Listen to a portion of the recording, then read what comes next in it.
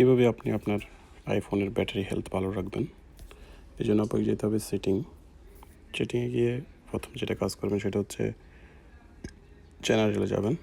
জেনারেলে গিয়ে একটু নিচে গেলেই আপনি দেখবেন ব্যাকগ্রাউন্ড অ্যাপ রিফ্রেশ। এখানে গিয়ে আপনি এই ব্যাকগ্রাউন্ড অ্যাপ রিফ্রেশ এটাকে অফ করে দেবেন। অফ করে দেওয়ার পরে আবার ব্যাকে চলে আসবেন। ব্যাকে এসে আপনি যাবেন ব্যাটারিতে গিয়ে আপনি একটু নিচে গিয়ে দেখবেন চার্জিংয়ে গিয়ে এখানে অপটিমাইজ ব্যাটারি চার্জিংকে এটা অন করে দেবেন। সবসময় এটাকে অন রাখবেন, ঠিক আছে। 3 নম্বর জিনিস সেটা হচ্ছে তারপর আপনি পাওয়ার মোড অফ, এখানে গিয়ে আপনি